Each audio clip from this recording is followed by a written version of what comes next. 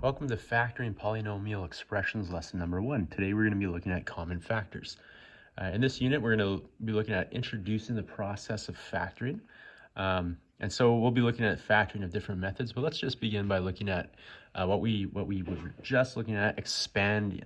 And so if what we had in the previous unit was a monomial by a polynomial, and we were multiplying something like a monomial and a polynomial. So we would use a distributive property for multiplication.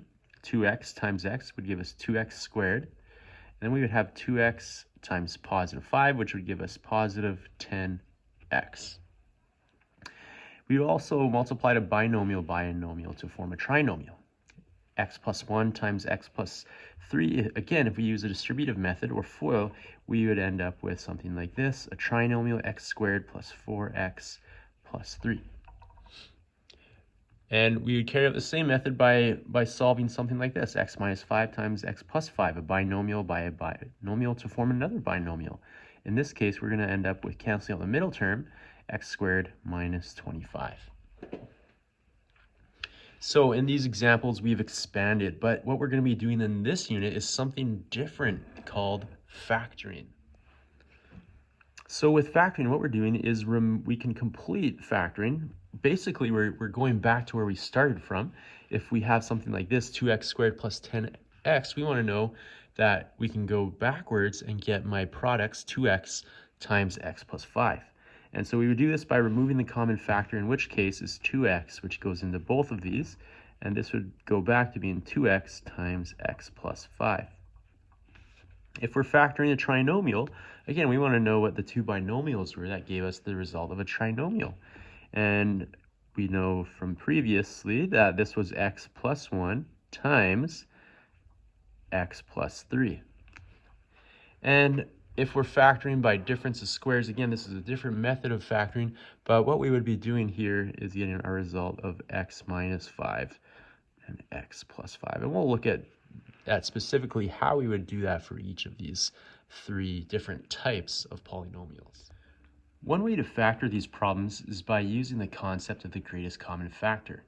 And we've kind of looked at this before when we were prime factorizing, back when we were looking at exponents in page 9.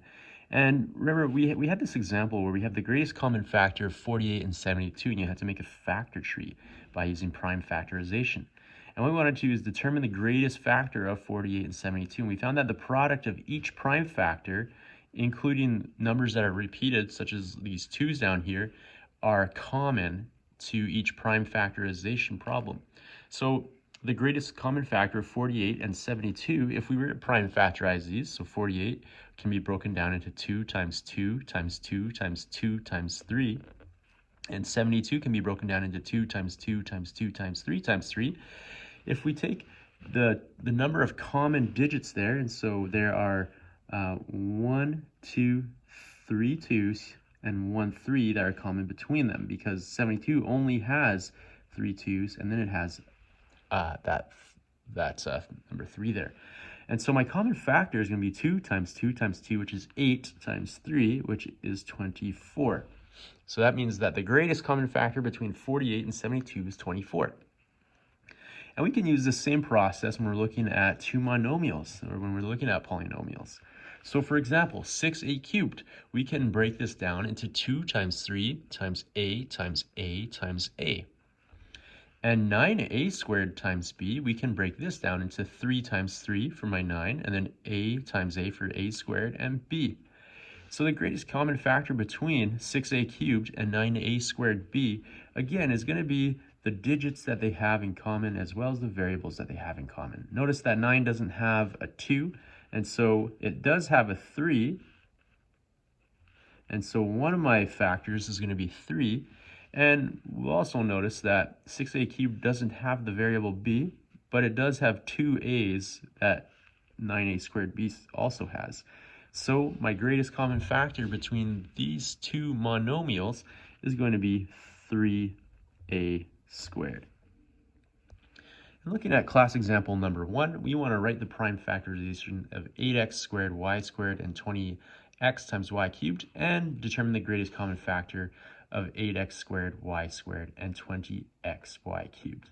So first of all, prime factorization of each of these. So if I am starting with 8x squared y squared, I can break this down into 2 times 2 times 2 for 8 times x times x times y times y. And for 20 xy cubed, I can break this down into 2 times 2 times 5 times x times y times y times y. Now, it's easier if we break it down this way to find the greatest common factors, because then I know that, okay, well, there's two twos in common, and so for my GCF here, that's going to be equal to 2 times 2, and what we could do is just cross out the terms we're actually using. So 2 and those 2's, those are the same, so we'll cancel those out. There's an x that's the same, so times x. And then there's also 2 y's in each term, which means that my greatest common factor between 8x squared y squared and 20x y cubed is going to be 2 times 2, or 4x y squared. Now, one of the methods for factoring is called inspection.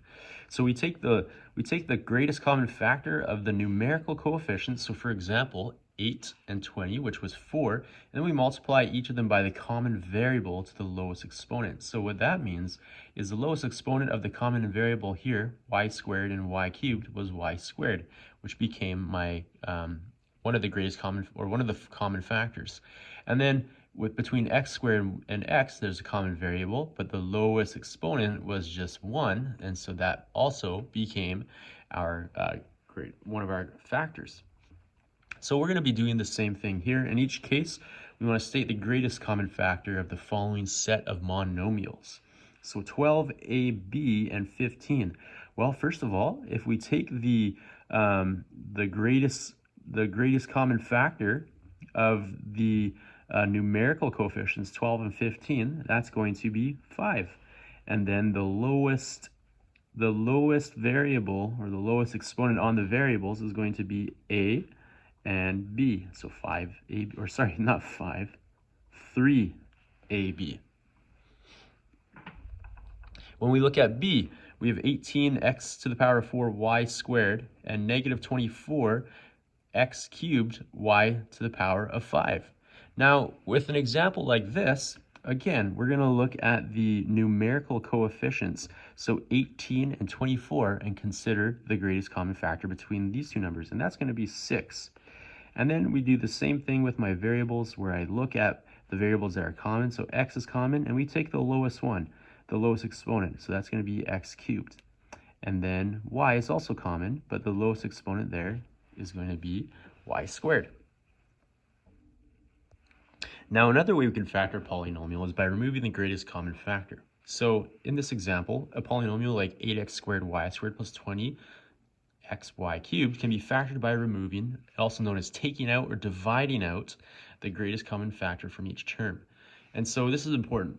When we're removing the greatest common factor, what we're doing is we're just taking it out, or we're dividing it out of the term.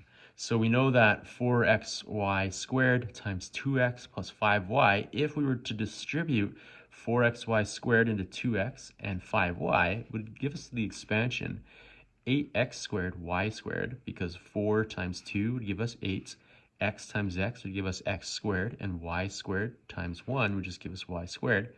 And if we also distribute that 4x squared to the 5y, the 4 times the 5 will result in 20, x times 1 will result in x, and then y squared times y squared, or sorry, y squared times y will result in y cubed. And so since we can put the 4 into both of these terms, we can also take it out of both terms. And so here I took out 4xy squared from my expansion, which resulted in our original binomial expression. So in this case, the greatest common factor, 4xy squared, has been removed from each of these terms here. And that's what we're going to do in this example, as well as this example. Actually, all these examples. So 21x plus 14y. We can take this binomial and go back to the multiplication of whatever factor was removed. And in this case, 21x and 14y, the greatest common factor is going to be 7. And so if I work forwards from here, I should get back to this 21x plus 14y. So 7 times 3 is 21. There's no variable, so x, and then 7 times 2 is 14. Now with example B, 5x to the power of 4 plus 15x cubed plus 5x squared.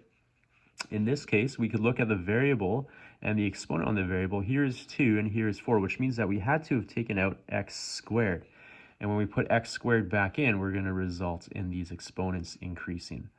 And the other factor was 5. So 5x squared times x squared result in 5x to the power of 4. 5x squared times 3x will result in 15x cubed. And then 5x squared times 1 will result in 5x squared. In class example number 4, we're again going to be removing the greatest common factor, and we want to complete the following. So in this case, we have 5a squared plus 25a, and that's equal to 5a times a.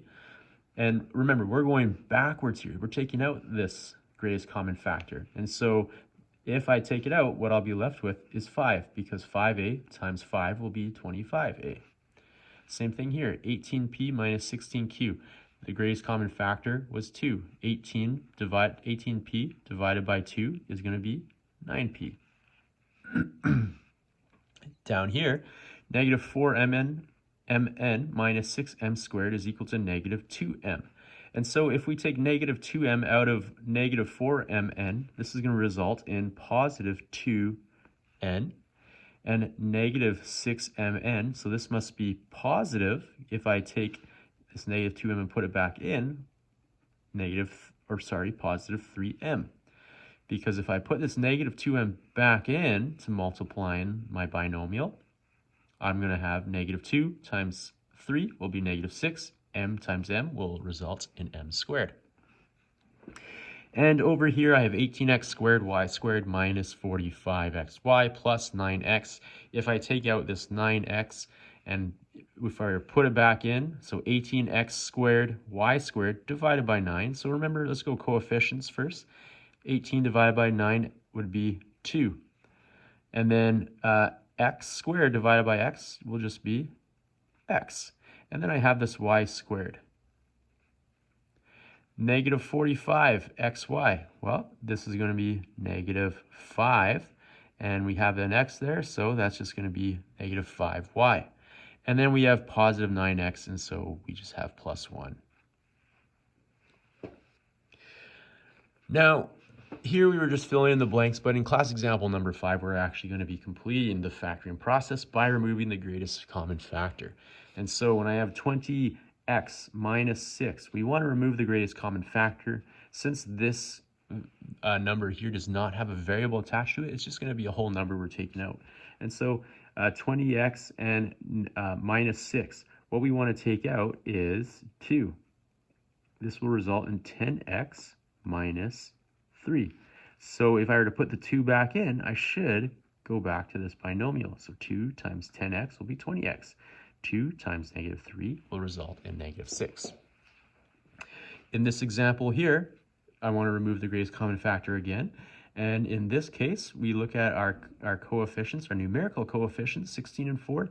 And the greatest common factor between those two is 4. And I shouldn't have put this bracket here yet, because I also have a variable. Here, let me cross that out. This is going to result in 4x squared, because after we look at the greatest common factor between the numerical coefficients, 4 and 16, we need to look at the exponents and the variables. And so the variable is x, and we look at the lowest exponent, which is 2, and so 4x squared is my greatest common factor. This is going to result in 4x squared plus 1. Now we have this larger polynomial, 10a cubed b squared plus 8ab cubed plus 2ab4. Again, let's look at our numerical coefficients, 10, 8, and 2. Now the greatest common factor between all three of those is 2. Now we need to look at our variables. I have an a here, an a here, and an a here. And the lowest exponent is 1, so that's just going to be 2a. And then I look at my last variable, which is b, and I have b squared, b cubed, and b to the power of 4. And again, I look at the lowest exponent, which is 2, and so my greatest common factor that I'm going to remove is 2ab squared. Now, if I take 2ab squared out of 10a cubed b squared, 2 from 10 divided out would be 5. And if I divide an a out of a cubed, I'll be left with a squared. And if I take a b squared out of b squared, I'm just left with 1, so I don't have to put anything there.